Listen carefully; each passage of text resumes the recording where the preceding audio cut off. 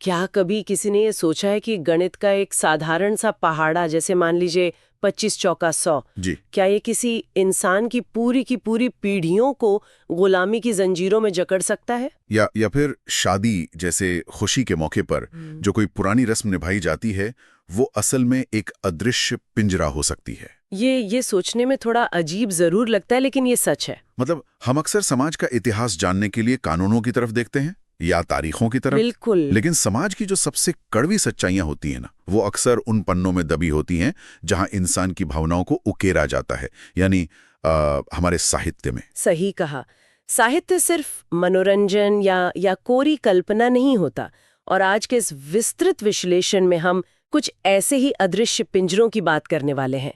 तो जो स्रोत सामग्री आज हमारे पास है वो वाकई बेहद दिलचस्प है। हम अपनी माटी और international journal for multidisciplinary research यानी IJFMR जैसे प्रतिष्ठित एकेडमिक जर्नल्स में छपे शोध पत्रों पर गहन चर्चा कर रहे हैं। हाँ, और हमारा जो फोकस है वो पूरी तरह से हिंदी दलित साहित्य पर है, खास तौर पे प्रख्यात लेखक ओम प्रकाश वाल्मीकि जी की कहानियों पर और उन पर डॉक्टर BR अम्बेडकर की विचारधारा का जो प्रभाव पड़ा है उस पर। एग्जैक्टली।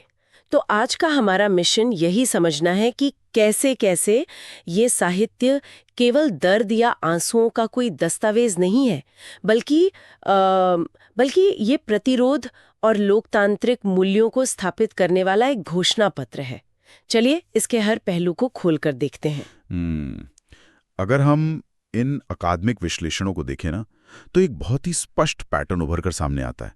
ये जो पूरा विमर्श है, ये साबित करता है कि उन लोगों की आवाज को सामने लाया जा रहा है जिन्हें सदियों तक जानबूझकर खामोश रखा गया था। तो शुरुआत हम ओम प्रकाश वाल्मीकि जी की एक बहुत ही चर्चित कहानी से करते हैं। इसका शीर्षक है सलाम। अब ये जो कहानी है, ये जिस सलाम प्रथा की बात करती है, वो ऊपर से देखने में एक बहुत ही साधारण सी रस्म लग सकती है। हाँ, लेकिन इसके पीछे का जो मनोविज्ञान है वो बहुत गहरा है।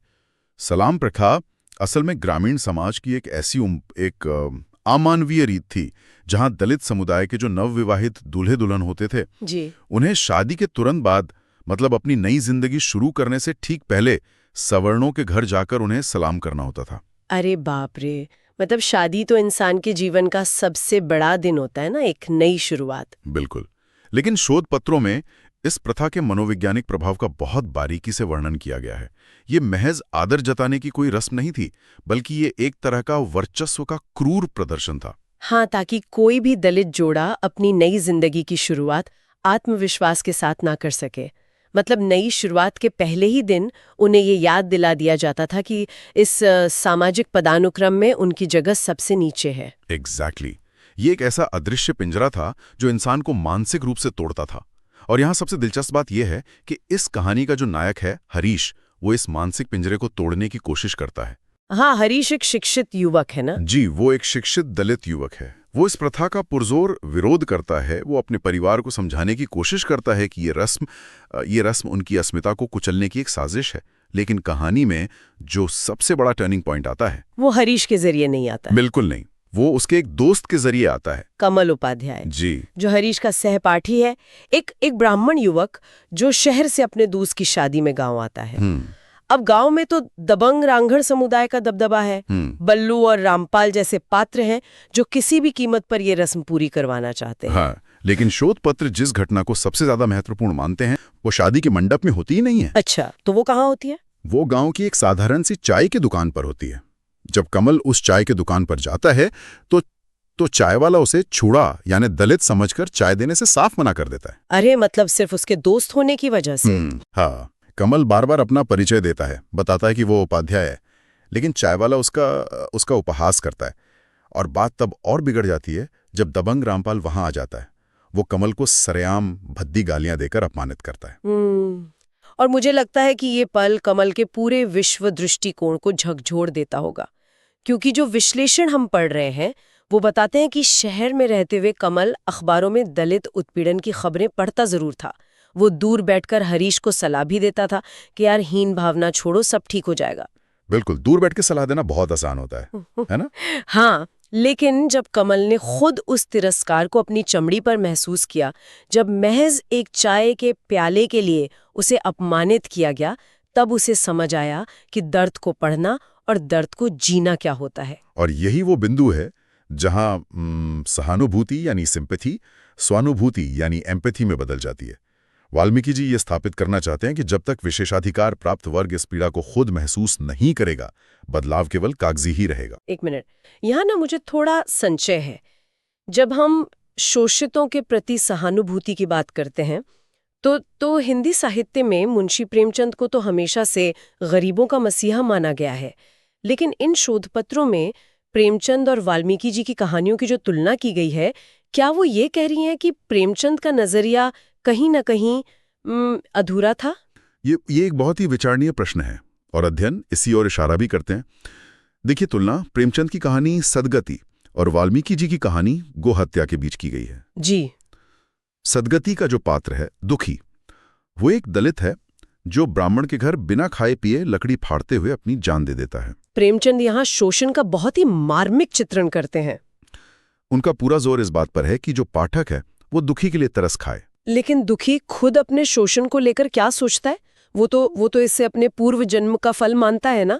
जब कोई उससे कहता है कि जाकर अपना हक मांगो, तो उसका जवाब होता है कि ब्राह्मण की रोटी हमें पचेगी नहीं। हाँ, वो पूरी तरह से भाग्यवाद में जकड़ा हुआ है। उसे लगता है कि अगर उसने ब्राह्मण का पैसा मारा तो उसे पाप लगेगा। ये आंतरिक रूप से स्वीकार की गई गुलामी है, उनके अंदर कोई प्रतिरोध नहीं है। और इसके ठीक विपरीत वाल्मीकि जी का पात्र है सुक्का। एग्जैक्टली। गो हत्या का सुक्का इस नियति को सिरे से खारिज कर देता है। मुखिया सुक्का को आदेश देता है कि वो अपनी नई नवेली पत्नी को हवेली भेजे, जो कि एक बहुत पुरानी शोषक रीत थी, लेकिन सुक्का साफ इनकार कर देता है। और यही इनकार करना ही अम्बेडकरवादी चेतना का मूल है। मतलब ये समझना कि ये कोई पूर्व जन्म का फल नहीं है, बल्कि एक इंसानों द्वारा बनाई गई व्यवस्था है जिसे तार्किक रूप से तोड़ा जा सकता है। बिल्कुल। और जब सुक्का ये व्यवस्था तोड़ने की कोशिश करता है तो मुखिया उसे गो हत्या के झूठे आरोप में फंसा देता है। तो फिर पंचायत क्या फैसला सुनाती है? पंचायत सजा देती है कि सुक्का को लाल गर्म लोहे का फाल नंगे हाथों से पकड़ना होगा। और तर्क क्या दिया जाता है? तर्क ये है कि अगर वो निर्दोष है तो सीता माता की तरह आग उसे नहीं जलाएगी। तो इसका असल मतलब क्या है? ये पंचायत का फैसला सिर्फ एक क्रूर सजा नहीं है, ये तो धर्म और मिथकों का इस्तेमाल करके एक पूरे समुदाय को डराने का तरीका है। सही कहा। शोषक वर्ग ये दिखाना चाहता है कि ये सजा हम नहीं दे रहे हैं, ये तो दैवीय न्याय है। लेकिन वाल्मीकि जी इस अंधविश्वास पर सीधा प्रहार करते हैं। सुक्का का उस गर्म लोहे को पकड़ने से जो वैज्ञानिक सत्य सामने आता है वो ये साबित करता है कि दलित अब भाग्य के भरोसे नहीं है, वो सीधे पाखंड की आंखों में आंखें डालकर सवाल पूछ रहे हैं। तो हम कह सकते हैं कि प्रेमचंद के दुखी से वाल्मीकि के सुक्का तक का जो सफर है वो सिर्फ न्याय मांगने का नहीं है, वो उस धारणा को तोड़ने का भी है कि हाशिए पर खड़ा व्यक्ति केवल दया का पात्र है। बिल्कुल। वाल्मीकि जी का साहित्य ये कहता है कि हमें दया नहीं, हमें अपना अधिकार और आत्मसम्मान चाहिए। और ये बात हमें एक और बहुत गहरी रूढ़ी की तरफ ले जाती है। साहित्य में अक्सर गरीबी को इस तरह दिखाया जाता है जैसे वो इंसान के अंदर की संवेदनाओं को ही मार देती है। हाँ, और यही रूढ़ी टूटती है वाल्मीकि जी की कहानी बैल की खाल के जरिए। इसमें काले और भूरे नाम के पात्र हैं ना? जी, काले और भूरे जो मरे हुए जानवरों की खाल उतारने का काम करते हैं। वो समाज के सबसे निचले पायदान पर हैं, भयानक गरीबी में जीते हैं। तो समाज का नजरिया यही होता है कि ऐसे लोग तो हमेशा चाहेंगे कि जानवर मरें ताकि उन्हें खाल मिल सके। लेकिन कहानी इसके बिल्कुल उलट है। एक दिन वो देखते हैं कि एक ट्रक की टक्कर से एक बछिया घायल हो गई है, और यहाँ उनकी प्रतिक्रिया चौंकाने वाली नहीं बल्कि गहरी मानवीय होती है। बिल्कुल। वो उस बछिया को देखकर तड़प उठते हैं। उस वक्त उनके दिमाग में खाल का कोई ख्याल नहीं होता। वो बस उस जानवर की जान बचाना चाहते हैं। और जब वो बछिया मर जाती है तो वो खुश होने के बजाय गहरे शोक में डूब जाते हैं। ये जो कहानी है ये तो मुंशी प्रेमचंद की प्रसिद्ध कहानी कफन का एक बहुत ही मजबूत जवाब लगती है। मतलब कफन में तो घीसू और माधव को इतना संवेदनहीन दिखाया गया था कि वो अपनी मृत बहू के कफन के पैसों से शराब पीते हैं। हाँ, वहां ये स्थापित कर दिया गया था कि भयानक गरीबी इंसान को पशु बना देती है, लेकिन बैल की खाल ये साबित करती है कि अभाव में रहने का मतलब इंसानियत खो देना नहीं है। सही बात है। ये बहुत ही शक्तिशाली विचार है कि नैतिकता और गरिमा का किसी के बैंक बैलेंस से कोई लेना देना नहीं है। और अगर गरिमा की बात चली रही है तो अम्मा कहानी की बात करना बहुत जरूरी हो जाता है। अम्मा, जी हाँ, ये एक ऐसी दलित महिला की कहानी है जो लोगों के घरों में झाड़ू लगाने का काम करती है। आर्थिक रूप से वो कमजोर जरूर है, लेकिन उसका जो चरित्र है वो किसी भी ऊंचे रसूख वाले व्यक्ति से कहीं ज्यादा मजबूत है। हाँ, मुझे याद है वो प्रसंग जब मिसेस चोपड़ा का आशिक उसे गलत नियत से छूने की कोशिश करता है तो अम्मा बिना किसी डर के उसे झाड़ू से बुरी तरह पीटती है। बिल्कुल, उसे इस बात का कोई खौफ नहीं होता है कि इसका अंजाम क्या होगा या उसकी नौकरी चली जाएगी। और उसका ये स्वाभिमान सिर्फ बाहरी दुनिया के लिए नहीं है। वो अपने घर के अंदर भी उतनी ही कठोर है। जब उसका अपना बेटा शिवचरण ठेकेदारी में कमीशन का यानी रिश्वत का पैसा घर लाता है तो अम्मा खुश नहीं होती, वो उसे बुरी तरह डांटती है। वो साफ कह देती है कि दूसरों का हक मारकर या बेईमानी से लाई गई कमाई उसे अपने घर में बिल्कुल नहीं चाहिए। ये प्रसंग उन तमाम धारणाओं को ध्वस्त कर देता है जो मानती हैं कि गरीब व्यक्ति पैसों के लिए अपने उसूलों से समझौता कर लेता है। ये स्वाभिमान असल में एक शॉक एब्जॉर्बर की तरह है जो समाज की हर नफरत, हर अपमान को सहकर भी इंसान की रीढ़ की हड्डी को सीधा रखता है। लेकिन सवाल ये उठता है कि पीढ़ियों से चले आ रहे शोषण को केवल स्वाभिमान से कैसे हराया जा सकता है? इसके लिए एक औजार की जरूरत है, और वो औजार है शिक्षा। इसे सबसे बेहतरीन तरीके से उकेरा गया है कहानी 25 चौका 150 में। ये कहानी तो बहुत ही ये आर्थिक शोषण के उस मकड़जाल को बेनकाब करती है जो पूरी तरह से पीड़ित की अज्ञानता पर निर्भर है। हाँ, गांव का एक दबंग चौधरी एक अनपढ़ दलित को कर्ज के जाल में फंसाता है। वो व्यक्ति अपनी पत्नी के इलाज के लिए सिर्फ 100 रुपए उधार लेता है और चौधरी उससे कहता है कि 100 रुपए पर हर महीने 25 रुपए का ब्याज हुआ, तो 4 महीने की कितने हुए? और वो खुद ही जवाब देता है 25 चौका 150। एग्जैक्टली, 25 चौका 150। ये कोई साधारण गणित की गलती नहीं है, ये एक पूरी की पूरी व्यवस्था है। मतलब शोषण केवल शोषक की ताकत पर निर्भर नहीं करता, वो इस बात पर भी निर्भर करता है कि शोषित के पास उस लूट को पहचानने का कोई ज्ञान न हो। सही कहा। अनपढ़ व्यक्ति इस गणित को सच मानकर जीवन भर पीसता रहता है, लेकिन फिर कहानी में सुदीप आता है जो उसी व्यक्ति का बेटा है, जो शहर से पढ़ लिख कर वापस आता है। और जब चौधरी फिर से वही 25 चौका 150 वाला हिसाब दोहराता है तो सुदीप 25-25 रुपए को 4 बार जोड़कर साबित कर देता है कि 25 चौका 150 नहीं बल्कि 100 होता है। और उस वक्त सुदीप के पिता के चेहरे पर जो भाव आते हैं ना, वो किसी भी इंसान को गहराई से सोचने पर मजबूर कर सकते हैं। जब उन्हें समझ आता है कि 25 चौका 100 होता है तो वो केवल एक गणित का सवाल हल नहीं होता, वो उनके सामने ये सच खोल कर रख देता है कि कैसे पीढ़ियों से उनकी अज्ञानता का फायदा उठाकर उन्हें लूटा गया है। ये मुझे डॉक्टर अंबेडकर के उस नारे की याद दिलाता है, शिक्षित बनो, संगठित हो, संघर्ष करो। सुदीप की शिक्षा केवल किताबें पढ़ने तक सीमित नहीं है, वो शोषण के उस चक्रव्यूह को तोड़ने का अचूक हथियार बन जाती है। बिल्कुल, वो छोटा सा गणित का सुधार असल में सदियों पुरानी सामंती व्यवस्था के खिलाफ एक बहुत बड़ा बौद्धिक विद्रोह था। तो आज के इस पूरी चर्चा को अगर हम समेटें तो ये स्पष्ट है कि समकालीन हिंदी दलित कहानी केवल एक साहित्यिक विधा नहीं है, ये कोई ऐसा फिक्शन नहीं है जिसे पढ़ा और भुला दिया। हाँ, ये एक जीवित दस्तावेज है, ऐसा साहित्य जो लगातार सवाल पूछ रहा है।